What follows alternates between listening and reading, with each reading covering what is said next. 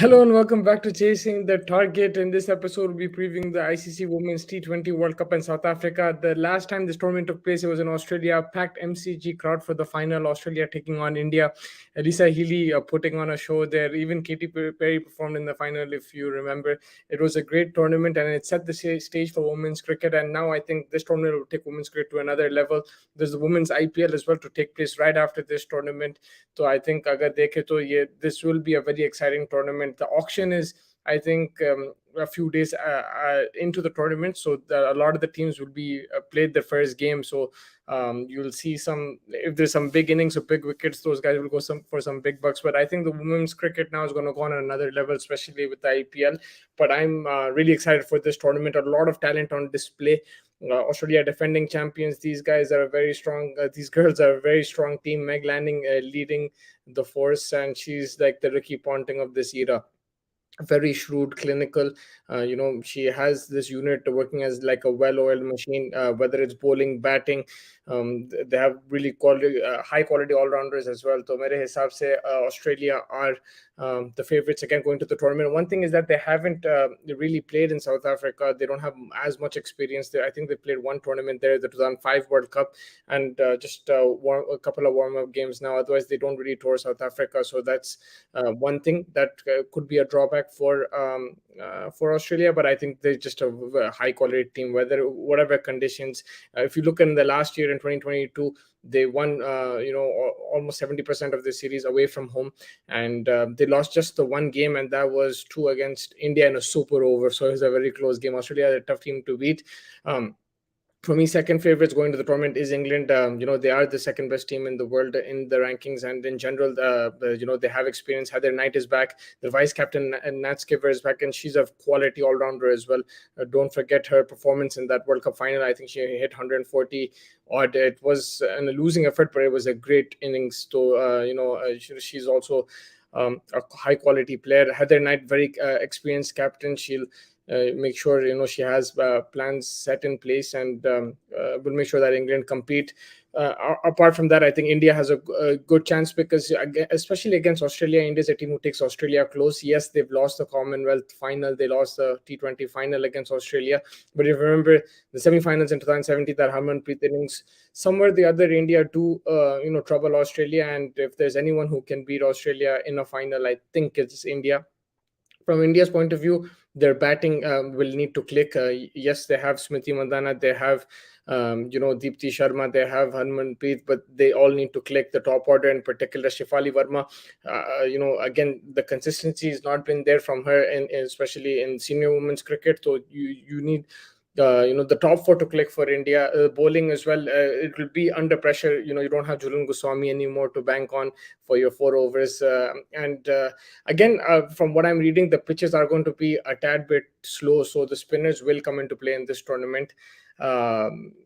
Yes, Chirag bhai, I was checking the records, and they are actually a decent team. They defeated Pakistan series. Also defeated South Africa some time back. You're talking about Ireland. Yes, exactly. I was also doing some research, and they also have this young girl. I think she's 21 years old, but she's been playing for the last 7-8 years. If I'm not mistaken, her name is Gabby Lewis. But she's definitely a player to watch out for in the tournament. And Ireland do have a decent record. They beat Pakistan in Lahore recently in a series. So yeah, they're not going to be any pushover Ireland. West Indies, I think this team, they're on the decline. The big news is Deandra Doughton is not in the World Cup. She had a tiff with the cricket board, and unfortunately, the politics has been a big problem, whether it's a women's team or a men's team. And since winning that 2016 World Cup, the West Indies women, and you can say men, have just gone downhill, and it's unfortunate. If you look at New Zealand, I think New Zealand are always dark horses, whether it's women's or men's. But I just feel this time, with their captain Sophie Devine not 100% fit, we don't know what her injury status is right now. Will she play every game? Will she start the tournament? According to that, I think they might just slip out from the top four this time around. And I'm backing South Africa to be in the top four. Mere hisab se, yes, they're missing a few players. The captain missed out on selection because of she, I think, failed that fitness test. So so that's going to be a kind of drawback. But apart from that, they have some experienced players. If you look at the bowling, Shabnam Ismail, she's been outstanding throughout the years. Laura, what's her last name? And I keep it's Valdewart, I think, or Valdewart. She's an outstanding batsman. Marizanne Cap, high quality all rounder. So South Africa, I think, has something in them, and also they're playing in their home conditions. That's why I think they're going to sneak into the top four. Yeah, change of topic, sorry, but क्या matter the Jaddu और ball tampering का, please tell me. I saw that video, मेरे को तो समझ भी नहीं आया, लेकिन the Australia media also creating hype, कुछ ना कुछ है बोलने का, मुझे तो कुछ समझ भी नहीं आया. Some people are saying it was the ointment he was using for his injured finger, and they're saying he was tampering with the ball. मेरे को तो समझ भी नहीं आया अभी. I'll look into it after this episode, but I didn't understand what it was. आप पूछ सकते हो जो भी सवाल है. It's okay if it's out of topic. I mean, the topic is the Women's World Cup. मगर you can ask questions, no problem at all. Apart from England and Australia, the gap is not much between teams, so there can be a lot of upsets. The thing is, if you look at it, yeah, there can be upsets, but in the recent past, the likes of Pakistan, Sri Lanka have not really challenged the likes of India and England either. So I think it's Australia, then it's England, then India is close there, and then after that, there's a bit of a gap. Then you have South Africa, New Zealand, Pakistan, Sri Lanka.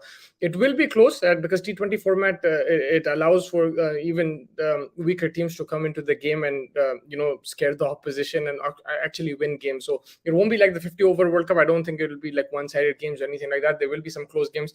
Ireland, a lot of the experts are saying Ireland will beat Pakistan and Sri Lanka. So I'm not sure how that's going to, if that's going to, Pakistan and West Indies, sorry, they're in that same group. So I'm not sure how it's going to work. But yeah, people are backing Ireland as well. If you look at the two groups, for me, India, England going through from one group, that's what I'm thinking. Unless Pakistan beat India in the first game, they upset them and things go. From Pakistan, mind you, watch out for a player called Aisha Naseem. She's 18 years old and she is clearing the boundary against Australia. In Australia, she hit some big sixes, and she's a young player and a very bright future. So watch out for her. But I think India and England will go through. From the other group, I think it'll be Australia and South Africa. I think New Zealand will just miss out, though. That's my prediction. Some of the players to watch out for from the batters: Elisa Healy. She's outstanding. She's a beast, like incredible batter. She can play shots all over the place. Her timing is incredible. And a very good runner between the wickets as well. A decent keeper if you wanna just talk it normally. But yeah, she's an excellent player, Ali Sahili. So watch out for her. Smriti Mandana, she's really developed her big shots as well. Like she's hitting those sixes and fours and smashing it around. It's not just like timing anymore. Before, like Smriti was known for her timing, finding the gaps, but now she can clear the boundary with these as well. She's developed her game. But another batter to watch out for, Laura van der, I can't pronounce her name, but the South African opener. She's a batter to watch out for. Susie Bates, both with the ball, but in particular with the bat. I think it might be her last tournament. She has had an incredible career for New Zealand, and when she smashes, it stays hit. So she's another batter to watch out for. Susie, Atapattu from Sri Lanka, not Marvin Atapattu, but I think it's Chamira. I forgot her first name, but yeah, she's also a very, very good batter. Sometimes she carries Sri Lanka single-handedly, so watch out for her as well. And from the all-round, I think Talia Magra, for sure, top all-rounder to watch out for. Marizanne Cap from South Africa.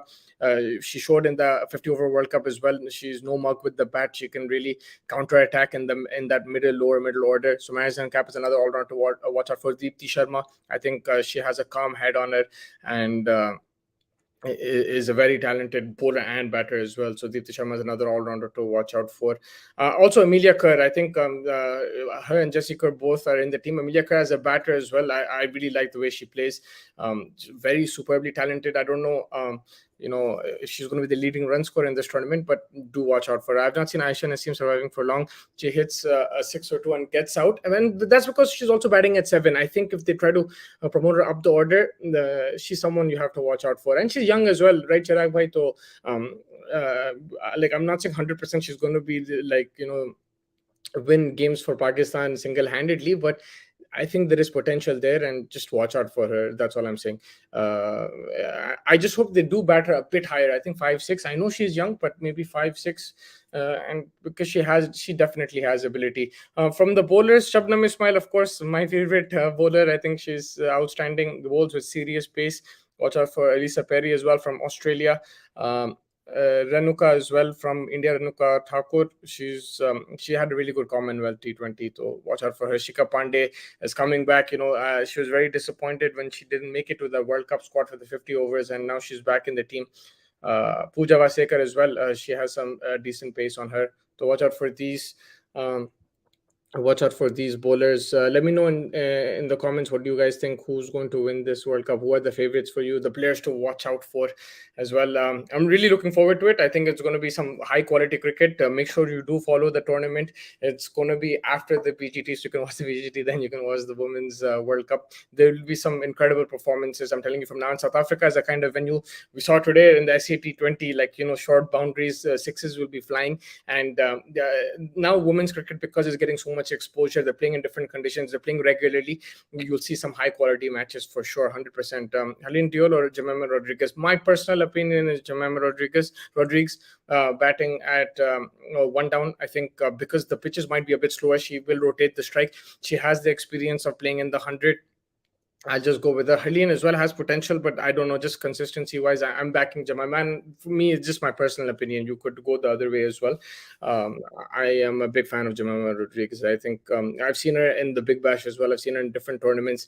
She's exposed to different conditions, and I think if she starts clicking, it'll help India. India really need to that middle order to click, because it's just Smriti and Harmanpreet, and Harmanpreet also, is not as consistent as you would like. But you need the other batters to perform. You need Shefali to come and hit. You need Jemima. You need Deepti to finish off innings as well. So yeah, I think if Jemima will be a major part in this Indian 11. If she plays, she could be the glue in that middle order. Chirag bhai, I have strike rate issues with both. Yeah, there are strike rate issues. And they will need to learn to rotate. But I think just on slower pitches, she'll manage. I think Jemima will manage. When there's extra pace, sometimes thoda usko mushkil hota hai, lekin I think she will manage. From that point of view, South Africa also have smaller boundaries, so hopefully she can find the boundary more often.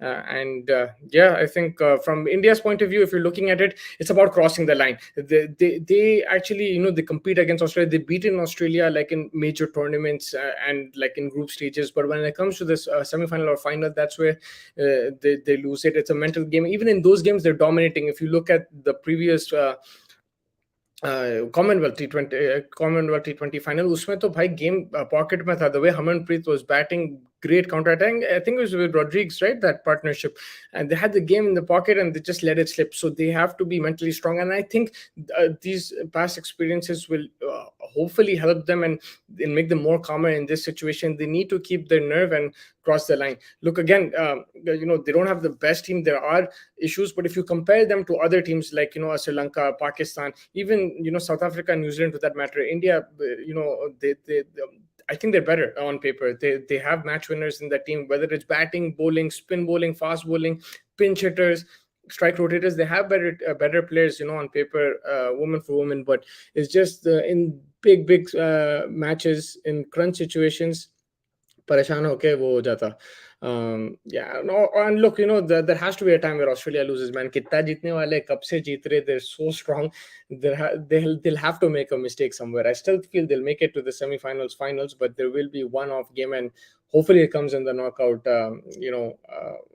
For Australia, because I want to see a new winner. Don't get me wrong, I look up to this team. I think this Australian team is super, one of the great cricket teams of all time. It will be remembered for. Lekin bas ho gaya bhai. We want to see other teams as well, win some tournaments. And yeah, I think, but like on a serious note, if you look at it, the only teams that I feel that can challenge them is England and India. With South Africa, outside chance, because the home team, the crowd gets behind them, and some individual efforts could definitely help. West Indies is the country when apart from Australia, right? Yeah, I think West Indies won in 2016. Apart from that, I don't think anybody else won yet. England maybe, or that's 50 over. Sorry, yeah. So it's been West Indies. So, and West Indies now downhill. I don't think they'll be able to compete on that level. Their captain is also not fully fit. Stephanie Taylor, I think she's not 100% fit either. They don't have Deandra Doughton, so that's going to be a big loss for them. So I don't think West Indies will be able to match it up match up to the other teams 100%. I'm excited for Ireland as well. I think Chirag bhai, you mentioned it. They've done well in the recent past, and they do have some good players. Again, they'll be up against it. I don't think they'll be looking at making the semifinals. They'll want just like a win or two here and there, but they might cause some problems. I wouldn't say dark horse, but they might win a game or two.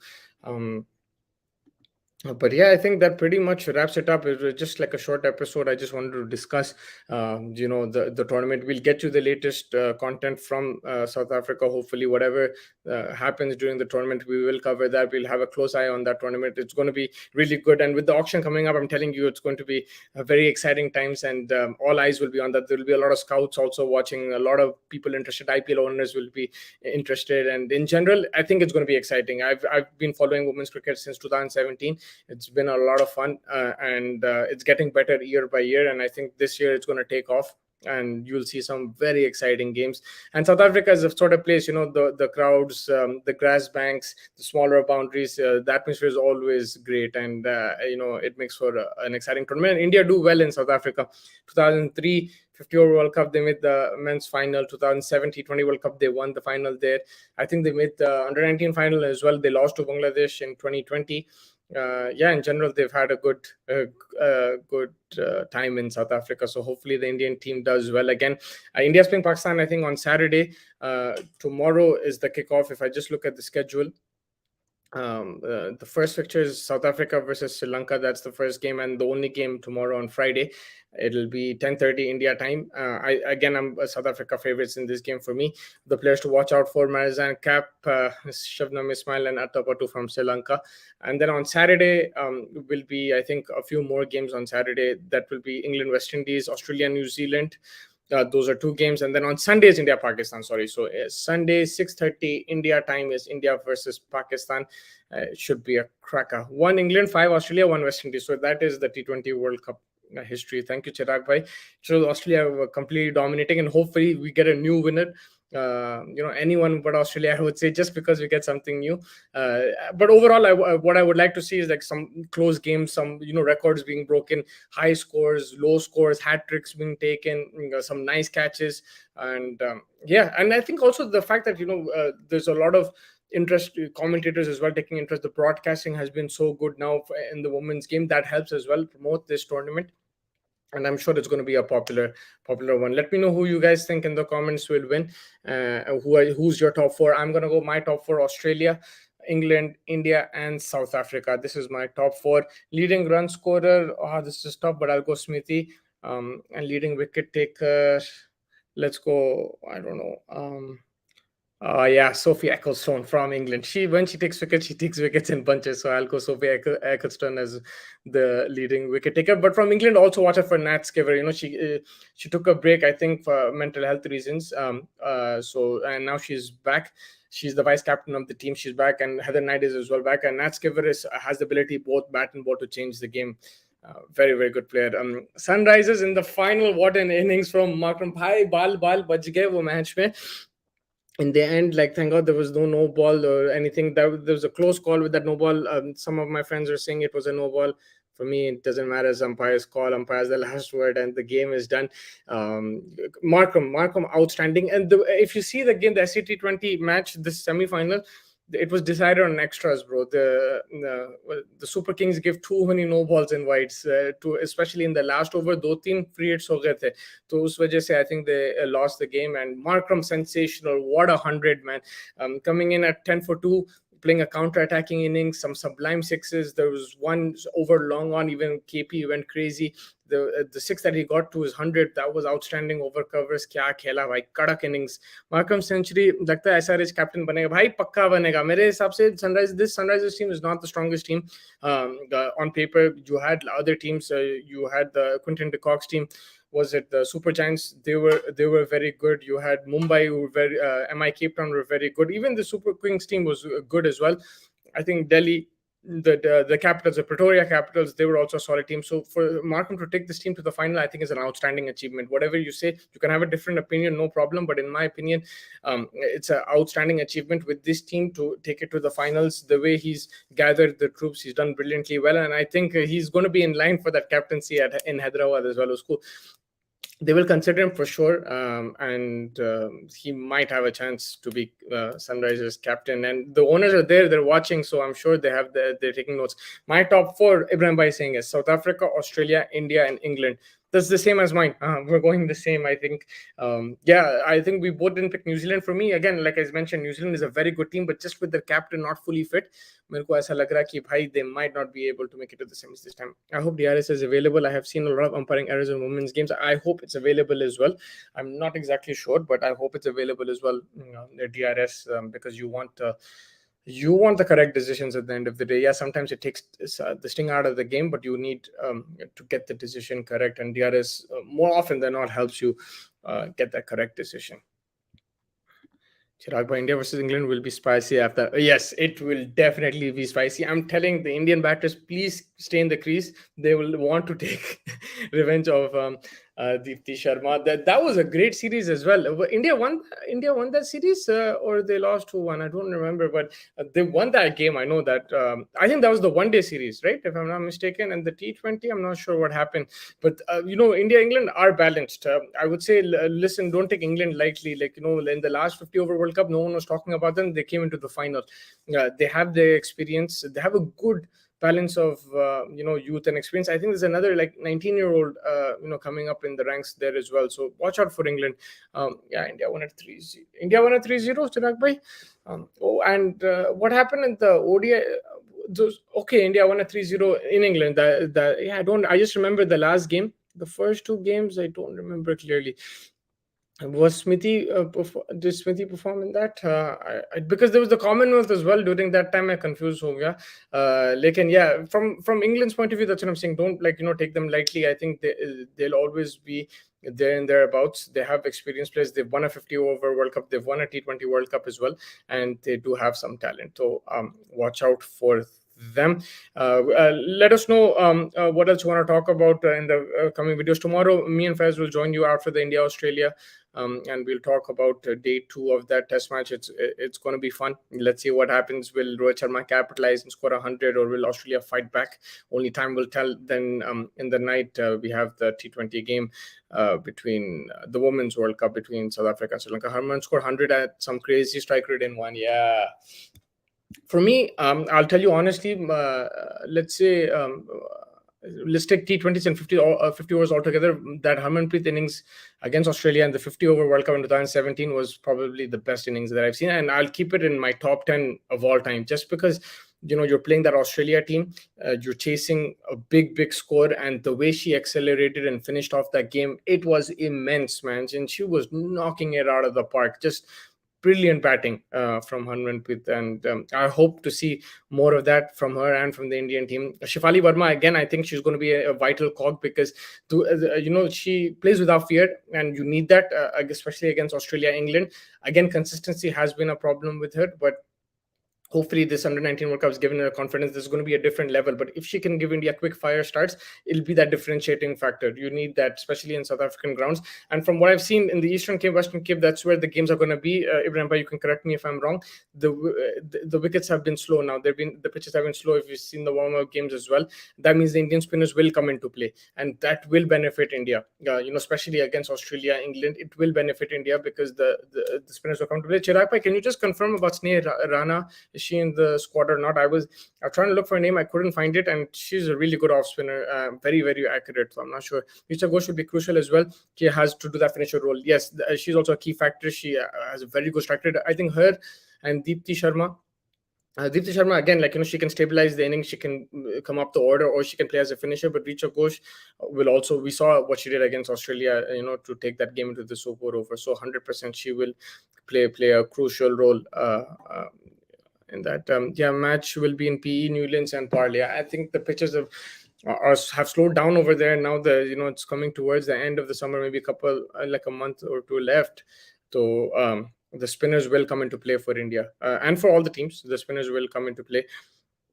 Australia, England also have some really good spinners. You talk about, Ecclestone. I think Australia have Alina. What's her name, man? I forgot her name. But yeah, sorry, I will get the names right. But just too much information today. It's been a long day with the test matches and everything like that. And then we had the SET20. Really excited. Sunrisers are in the finals. That's going to be a fun final as well. Wasni Rana in traveling reserve, not in squad. I'm surprised about that, man. She was really good in the 50 over World Cup as well. I want to say, I don't know why, but she should be in the squad. I think, especially if the pitches start to deteriorate even more and slow down, I think she'll be a very very key factor. Yeah, but we will talk about that India game against Pakistan. We will cover most of the matches and discuss. So do join us, for the Women's World Cup content, and also join us for the BGT thing as well. Chirag bhai, let me know who you think is going to win, and whoever is watching, please let me know your top four for the T20 World Cup, the Women's T20 World Cup. Let me know your top four and who do you think will be MVP, who will be the highest wicket taker, who will be the highest run scorer. Do tell me in the comments. I am very interested to know. I picked a few names. I don't know if I'm going to be correct, but yeah, it'll be fun predicting. It'll be fun predicting this. But I think that pretty much wraps it up. Thank you so much, everybody, for joining. I'll take this comment. This was Markram first century in 2 years across any format. That's insane, man. And this is why Markram's problem is, like, he doesn't have that consistency. He doesn't convert those starts into big innings. It's been a while, but he's so talented. Look at the shots that he played today, whether it was offside, leg side. Look at the timing, crisp. You knew it was six straight away. There was one shot, I think, over long on when KP went crazy. He like called it straight off the bat. He knew it was a six. That just shows Markram's ability. It's like by saying Australia, England, India, New Zealand. So your difference is you're going New Zealand, I'm going South Africa. Let's see what happens. May the best team win. It's going to be a lot of fun. Thank you so much, guys. I will catch you tomorrow, and Fez will join us as well. Until then, have a good night. Stay safe. Enjoy the games. Celebrate the Sunrisers win safely today, and enjoy day 2 tomorrow of the Border Gavaskar Trophy. There's drama already. First there was talk about the pitch. Now there's talk about ball tampering. We'll discuss it tomorrow in more detail. Let's see what happens tomorrow, how the day pans out. Looking forward to it. Sleep well and enjoy the game. Keep your alarms for the match tomorrow. Take care, guys.